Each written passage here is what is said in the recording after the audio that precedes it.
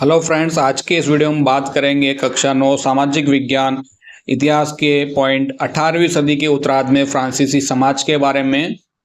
सन 1774 में बुर्बो राजवंश का जो लुईस 16 था फ्रांस की राजगद्दी पर आसीन हुआ। उस समय उसकी उम्र केवल 20 साल थी और उसका विवाह हुआ ऑस्ट्रिया की राजकुमारी मैरी एंतोइनेट के साथ। जब इसका राज्यारोहण हुआ उस समय राजकोष खाली पाया गया। लंबे समय तक युद्धों के कारण जो फ्रांस के वित्तीय संसाधन थे वो पूरी तरह से नष्ट हो चुके थे और वर्सराय का जो विशाल महल और राज दरबार था, इनकी शानो शौकत बनाए रखने के लिए जो फिजूल खर्ची का बोझ था वो लुई 16 के ऊपर अलग से था। लुई 16 के शासनकाल में फ्रांस ने अमेरिका की मदद की थी, क्योंकि फ्रांस और अमेरिका का एक साझा शत्रु था ब्रिटेन, जिससे अमेरिका के 13 उपनिवेशों को आज़ाद कराने के लिए फ्रांस ने अमेरिका की मदद की। और इस युद्ध के चलते फ्रांस के ऊपर 10 अरब लिरवे का कर्ज और बढ़ गया था, जबकि उसके ऊपर पहले से 2 अरब लिरवे का कर्ज चढ़ा हुआ था। सरकार ने से जो कर्जदाता थे अब वो 10% ब्याज की मांग करने लगे थे और उसकी पूर्ति के लिए सरकार अपने बजट का बहुत बड़ा हिस्सा दिनों दिन बढ़ रहे कर्ज को चुकाने पर देने के लिए मजबूर हो गई थी।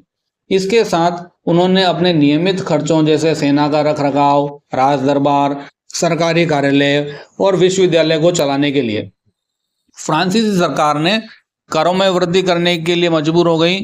और ये वृद्धि करने के बाद भी ये कदम इसके लिए काफ़ी नहीं थे, इसकी पूर्ति नहीं हो पा रही थी।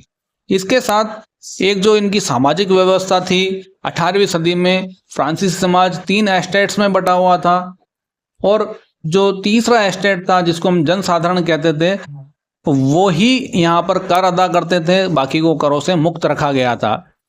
तो वर्गों में विभाजित फ्रांसीसी समाज मतलब जो मध्यकालीन सामंती व्यवस्था का ये अंग था।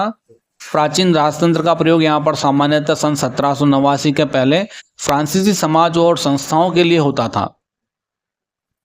यहाँ की लगभग 60% जमीनों पर कुलीनों, चर्च और तीसरे एस्टेट्स के जो अमीर लोग थे इनका अधिकार था।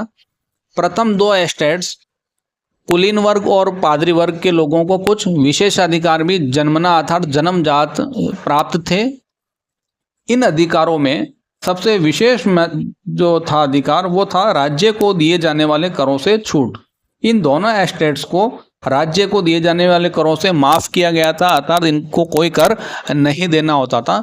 इसी के साथ जो कुलीन वर्ग था उसको कुछ अन्य सामंती विशेषाधिकार भी हासिल थे। मतलब सामंती अधिकार का मतलब था कि वो किसानों से सामंती कर वसूल कर सकते थे।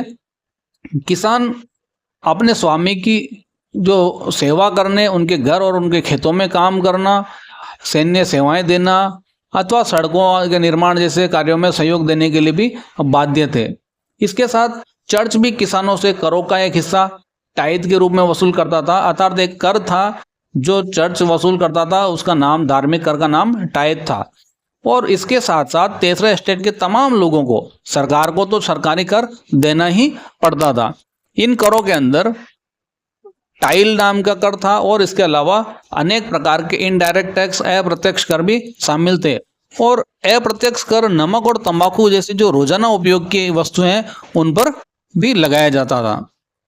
इस प्रकार राज्य की जितने वित्तीय कामकाज थे उन सारा जो था करों का बोझ जनता पर था और जनता से कर के रूप में ही ये वसूल करके कार्य चलाया जा रहा था। तो हम कह सकते हैं कि 18वीं शताब्दी के उत्तरार्ध में फ्रांसीसी समाज की स्थिति बहुत दयनीय थी और यही आगे विद्रोह का कारण बनी।